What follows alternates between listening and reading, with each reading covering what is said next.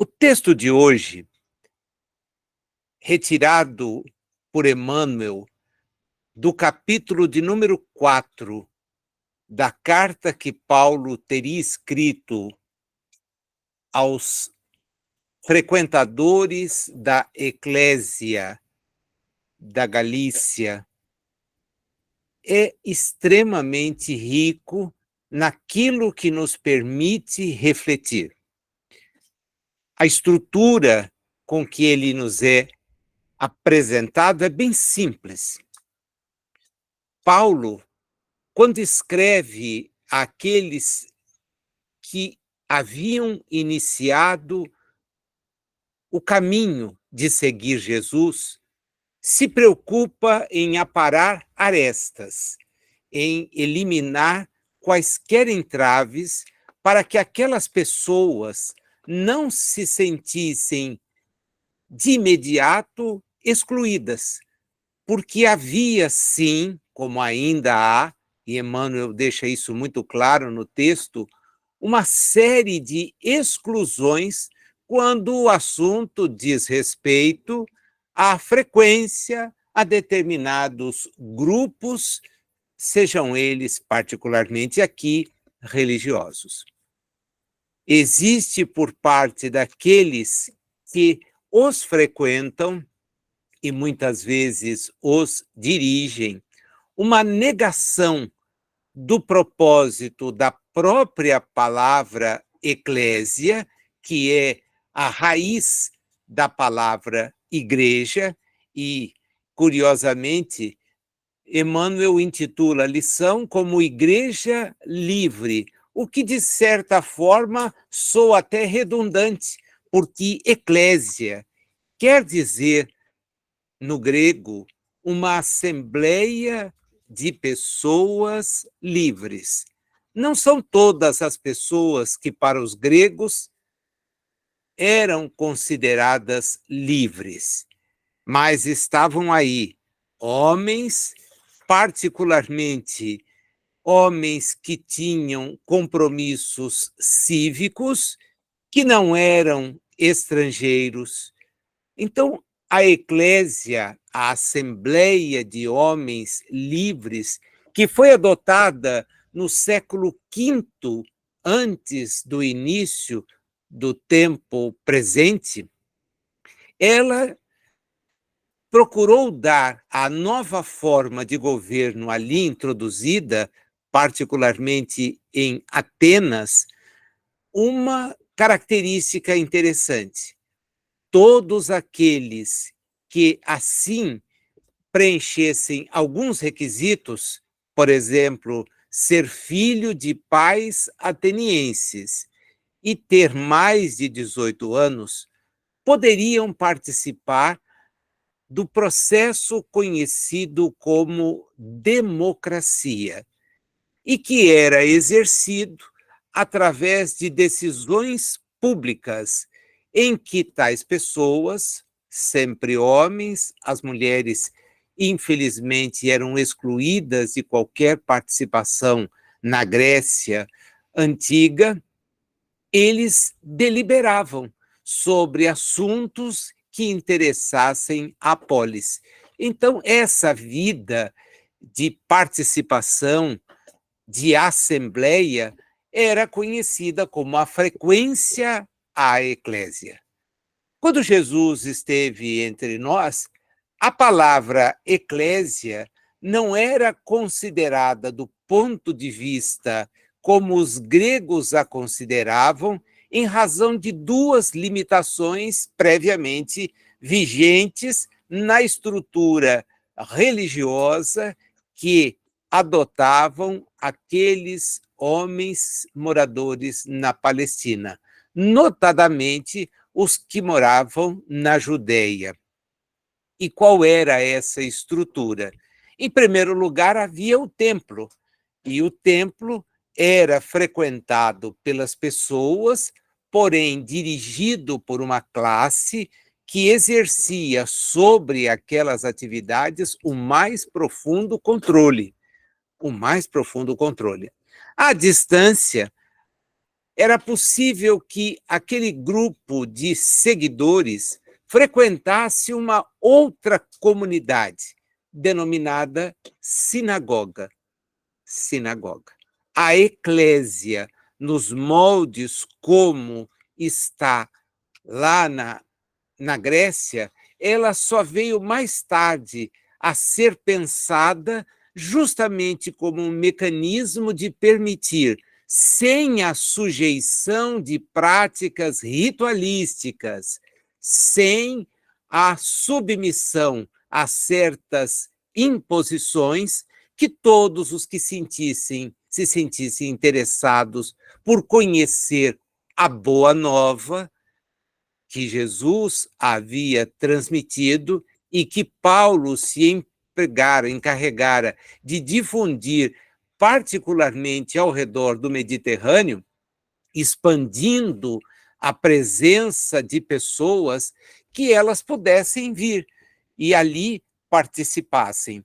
É justamente nesse ponto que o versículo destacado, então, ganha importância, porque, embora Paulo tivesse essa vocação de levar uma mensagem que ele não havia conhecido diretamente, mas por via reflexa, o conjunto de frases de que nos fala o livro Paulo e Estevão e o encontro com Jesus quando de sua chegada a Damasco, bem como a parceria espiritual estabelecida com Estevão. O relato do livro gira em torno exatamente desta parceria, e as cartas são um mecanismo de fazer chegar de uma maneira mais direta a todas aquelas comunidades orientações que não eram no sentido da limitação, da limitação. É por isso que ele,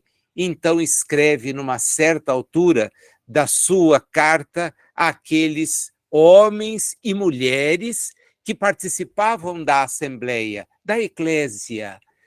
A Jerusalém de cima é livre, a qual é mãe de todos nós. Veja, isso é uma ruptura fenomenal, porque a Jerusalém de baixo era rabínica, era controlada sob o poder dos romanos, que ali impunham as suas regras, tributos, exigências, porém deixavam aberta a prática religiosa. Mas os que detinham as funções sacerdotais, eles se julgavam no direito de admitir no templo, nas atividades desenvolvidas também nas sinagogas, apenas aqueles que considerassem. Então, é toda uma prática restritiva, o que faz Paulo jogar de lado essa ideia e dizer: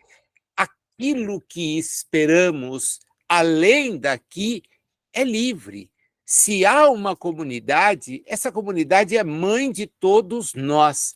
Ela não é restrita àqueles que participam desta ou daquela visão do ponto de vista.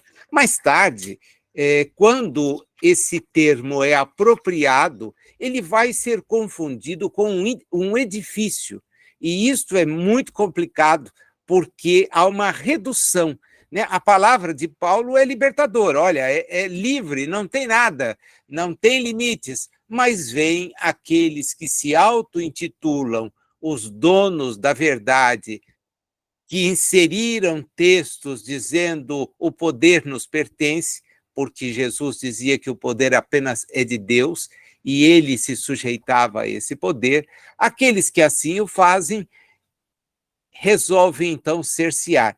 É para eles que Emmanuel, então, dirige as suas observações. Não sem antes nos dizer que, quando a gente olha para esse texto, percebe que Paulo quer libertar a eclésia daquelas visões que são estreitas. Ele usa claramente a expressão ilimitado pensamento divino. O pensamento divino não se sujeita às condicionantes do homem. O homem quer impor as suas ideias, as suas visões, e por isso segrega, por isso isola. E isto só tem trazido para a humanidade o inverso do objeto da presença, o objetivo da presença de Jesus entre nós. Ele veio nos convidar a entender o Pai que é de todos e não particular. Não frequentador desta ou daquela denominação, não protetor desta ou daquela visão. Isso era na sua época, era contra isso que ele se revoltava, era contra isso que ele questionava. Quem lê os relatos escritos pelos autores dos textos denominados Boa Nova, Evangelho, vai ficar claramente inteirado de que o propósito de Jesus era diametralmente oposto àquilo que ele encontrava. Ele nasceu na Galileia, e ao estar na Galileia, ele acabou recebendo impressões que não eram as mesmas de quem estava na Judéia. No meio delas, a Samaria, um território que não era considerado amigável por ser um inimigo perseguido, cujo templo foi destruído. Ele sai da Galileia rumo à Judéia, pregando ali mesmo, mas também nas cidades conhecidas como Decápolis, aquelas que estavam em volta do lago, na Samaria, e ele o faz justamente com o propósito de libertar, não de constranger, não de segregar. Diz então Emmanuel, o espírito orgulhoso e sectário, há tanto tempo dominante nas atividades da fé, fica claro que a fé tem donos. Equivocadamente tem donos. E isso é um equívoco enorme. Encontra na afirmativa de Paulo um antídoto para as suas venenosas preocupações. Estes que se dizem ciosos de guardar as coisas de Deus não passam de espíritos que ainda não entenderam o alcance da mensagem que Jesus nos veio trazer.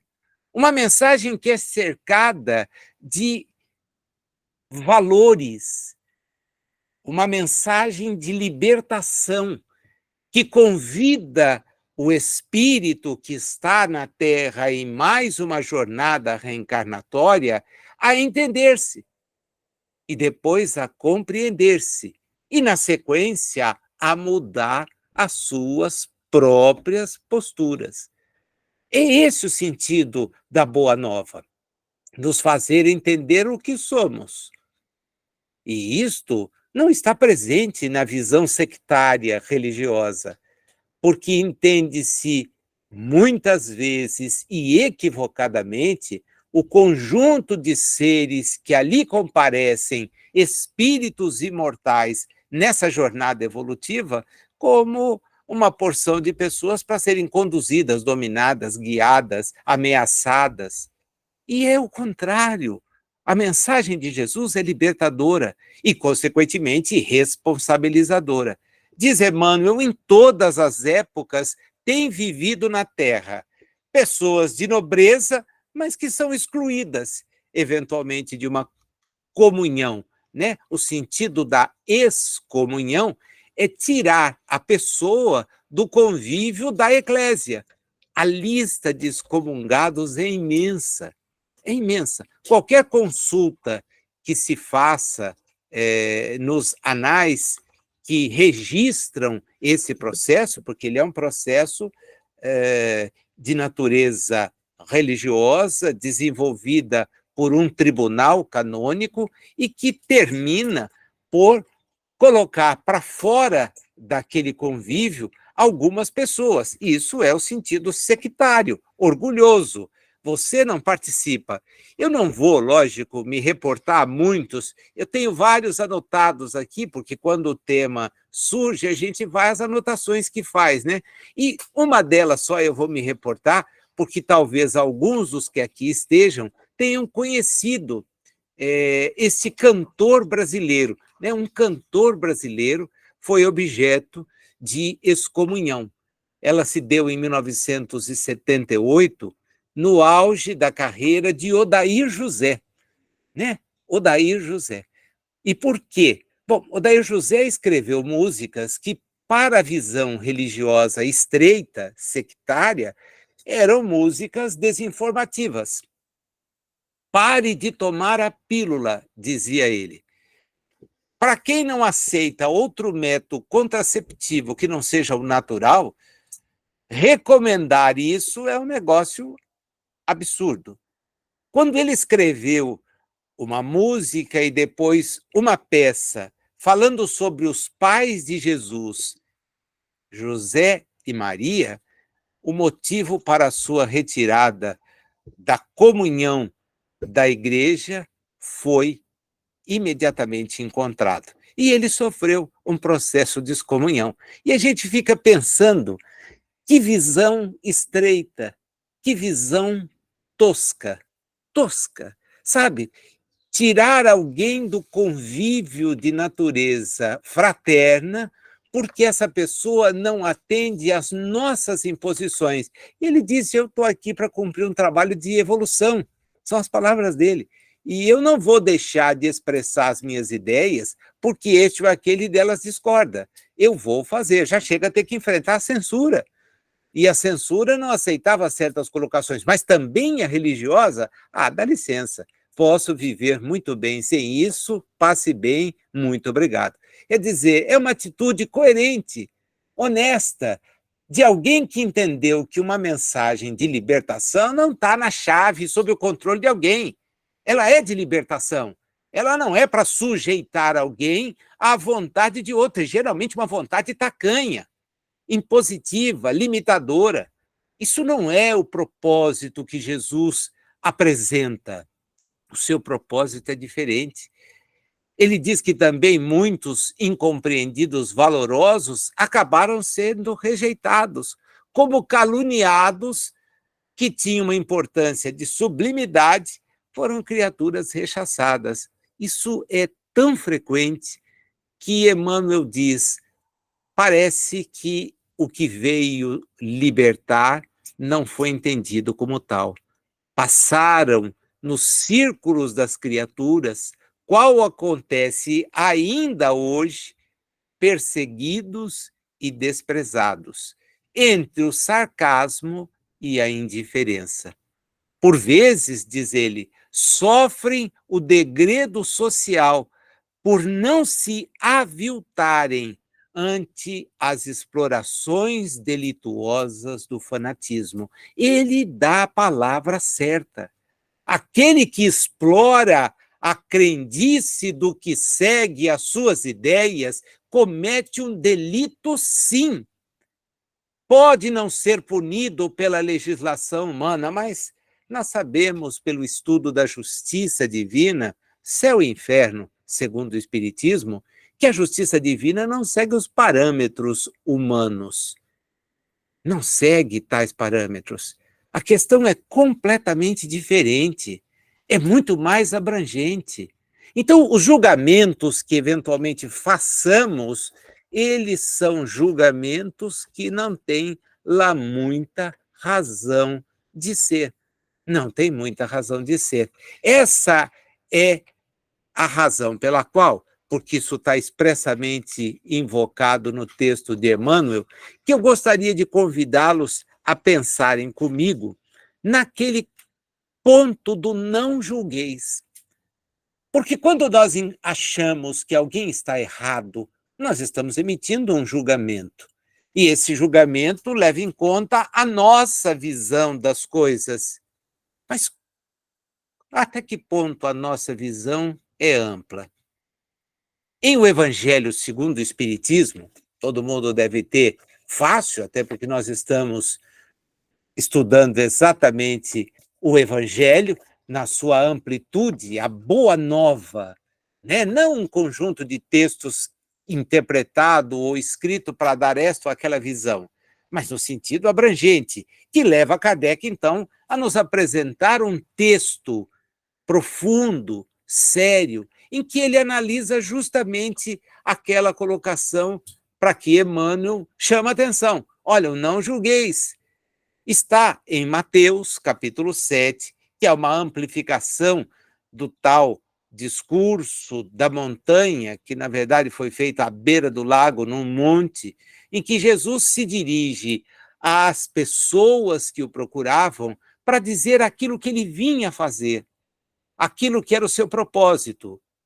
Eles aguardavam um rei que fosse confrontar, e ele veio demonstrar que o seu reino não era daqui e que a sua postura era completamente diversa. Diz ele: não julgueis a fim de não serdes julgados, porquanto sereis julgados conforme houverdes julgado os outros. Empregar-se-á convosco a mesma medida de que vos tenhais servido para com os outros.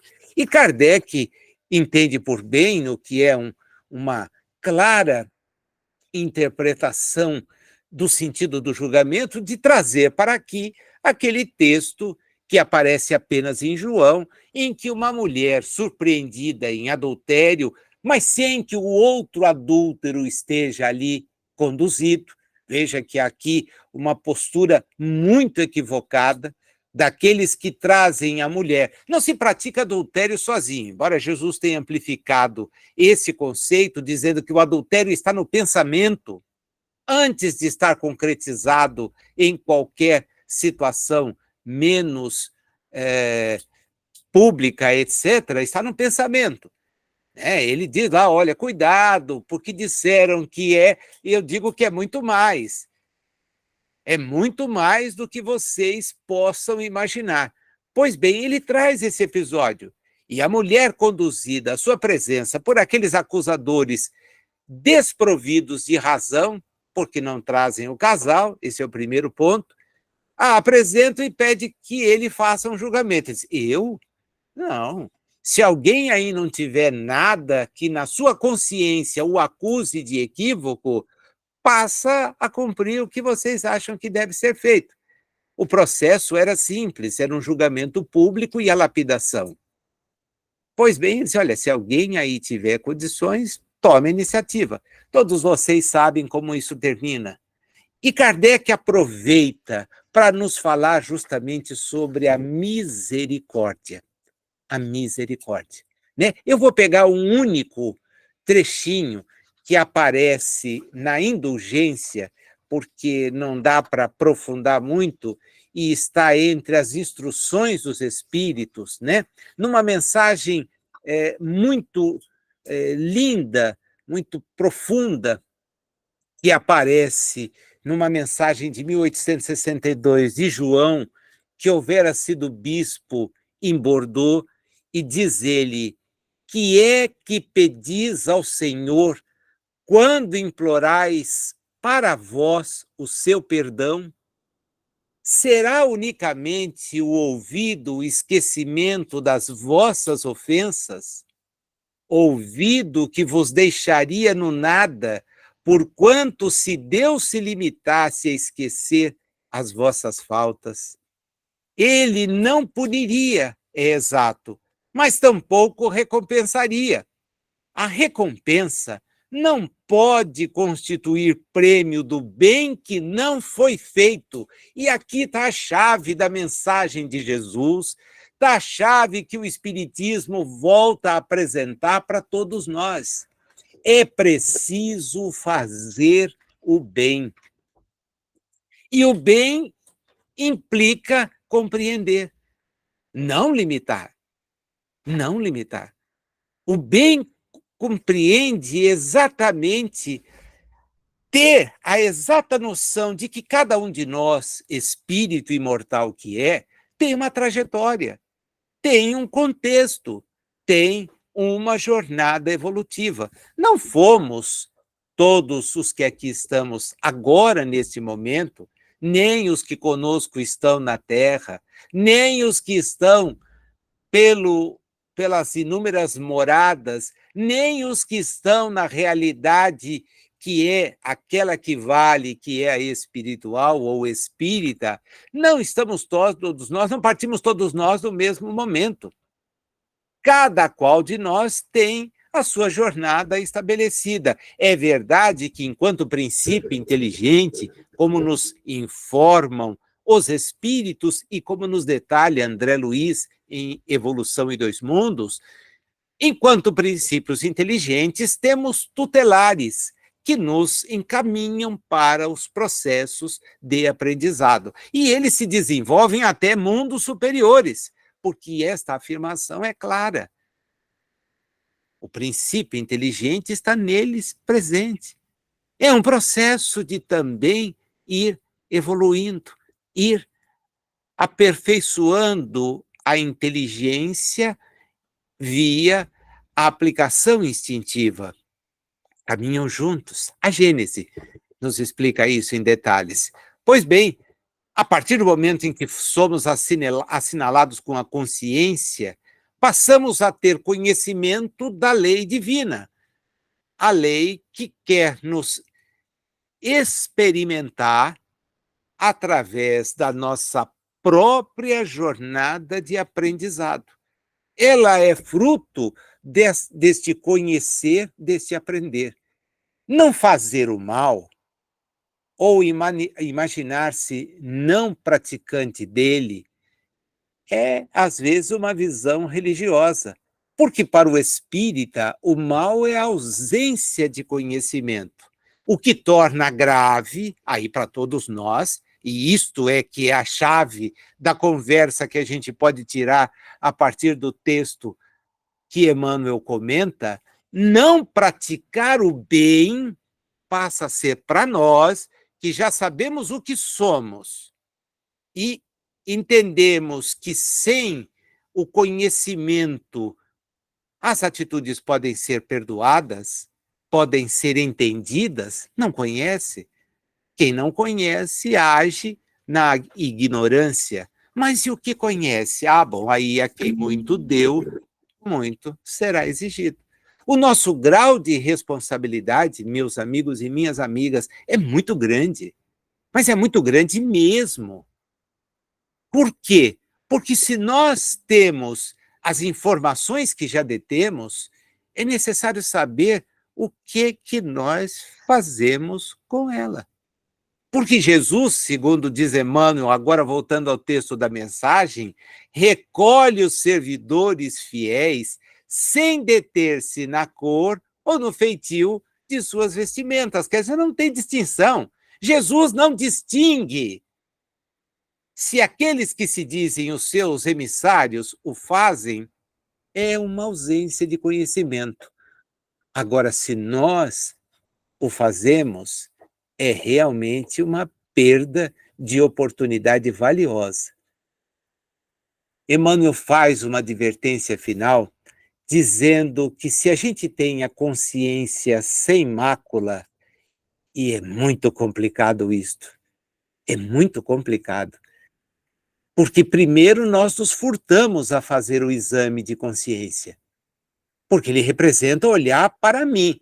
A gente quer examinar a consciência alheia, quer ver quem age errado sob o nosso ponto de vista. É essa a nossa prática diuturna. É assim que nós nos pautamos, seja em privado, seja publicamente.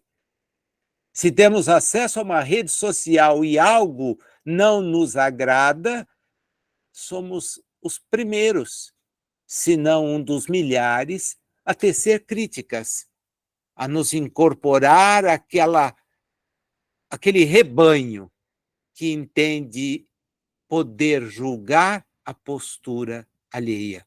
Não é essa a atitude.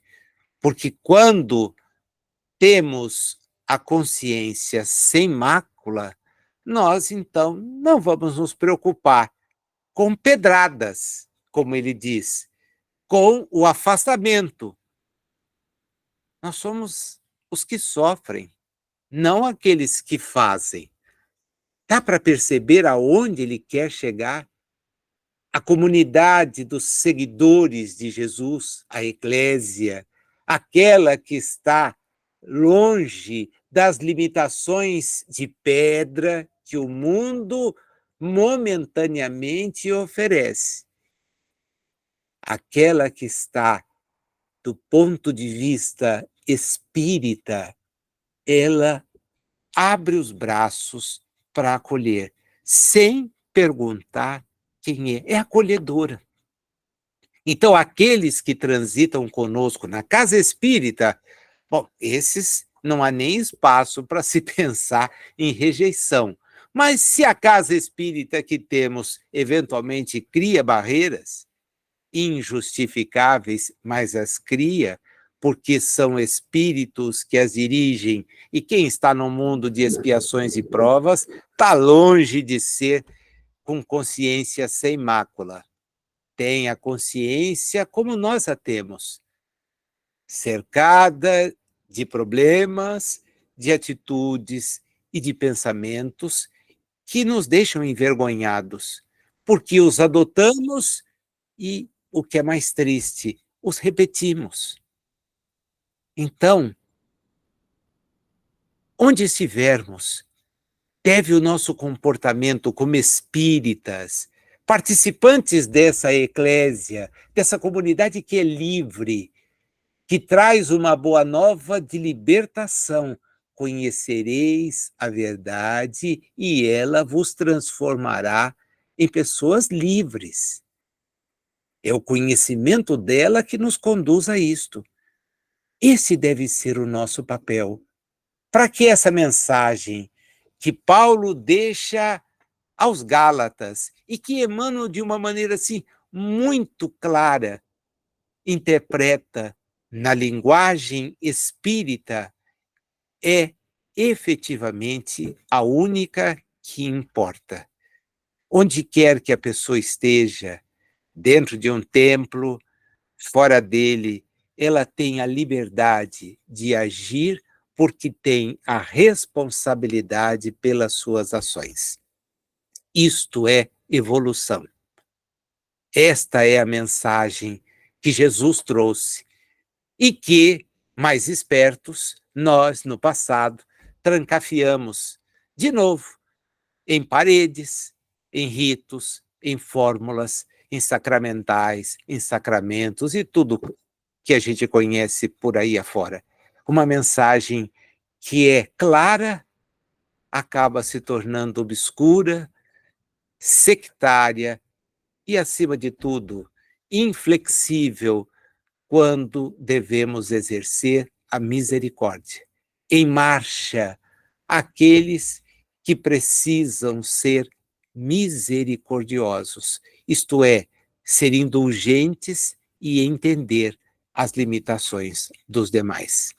É aqui que a gente encerra a exposição e o convite agora para que juntos, nessa comunidade que não se restringe nem à encarnação, dá para perceber o alcance da mensagem espírita, porque nós formamos com os amigos espirituais que conosco estão nesse momento sintonizados, e isso vai depender do nosso pensamento.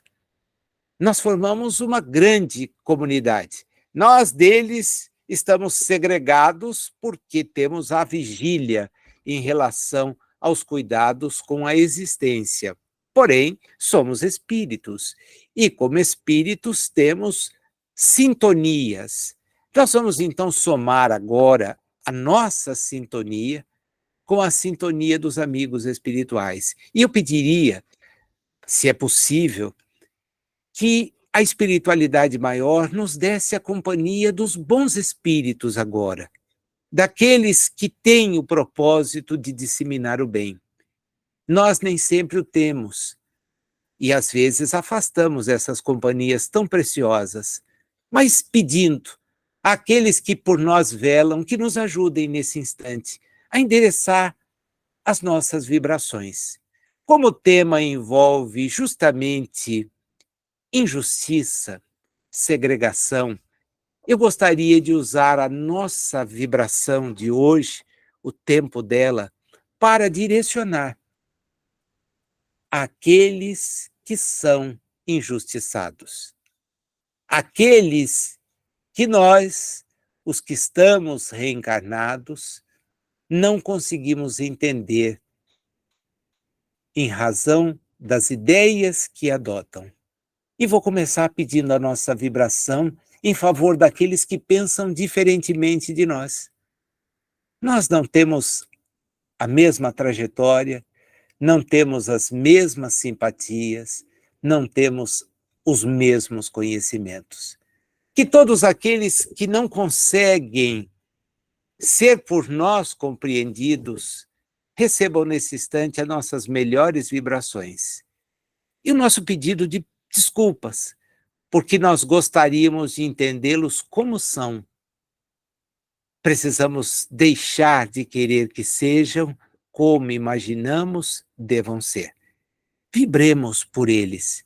Aqueles que não pensam como nós do ponto de vista religioso, do ponto de vista político, do ponto de vista social.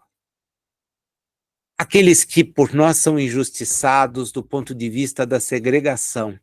Por incrível que pareça, 20 séculos após a mensagem de Jesus, há pessoas que são segregadas, pelos motivos mais diversos, pela condição econômica que detém.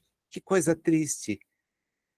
Hoje, podemos desfrutar de alguns bens que não nos pertencem, mas e a próxima vez que aqui viemos? Estarão eles disponíveis para nós? Evidentemente que isto é mais difícil de acertar do que concurso de loteria. O prognóstico aqui é zero. E nós temos então que pensar que discriminação assim não tem sentido. Pela cor da epiderme, da derme, que coisa mais louca. Diferenciar as pessoas pela origem, porque estão no país em que estamos ou vêm de outro. Isso tudo não tem o menor cabimento. Pela posição que ocupam nas tarefas do dia a dia. Que seria de nós sem os que exercem as funções mais simples? Dá para imaginar uma cidade sem quem colete o lixo? Sem que varra as ruas? Seria o caos. Quem passa a noite trabalhando na vigilância, invertendo o que nós consideramos adequado, que é o período de descanso e de trabalho. Não há motivo para discriminações, nenhuma. Vibremos por eles, e particularmente por nós. Sabe, é difícil pedir por nós, porque temos tanto, mas também temos tantos equívocos, para que não pisemos na bola com qualquer espécie de limitação, lembrando-nos então de Paulo, para encerrar a nossa reunião de hoje. Escreveu ele aos Gálatas, a Jerusalém, que é além daqui, é livre, é livre. Não há limitações na realidade de que somos. A única limitação que existe é a evolutiva. Mas todos nós, se quisermos, e dizem os espíritos, muito pouco queremos, podemos evoluir. Que Jesus nos oriente cada vez mais. Que a semana de todos vocês seja a melhor semana que já tiveram até aqui, principalmente no exercício da tolerância e da não restrição em relação a quem quer que seja. Obrigado pela paciência. Boa noite para todos vocês.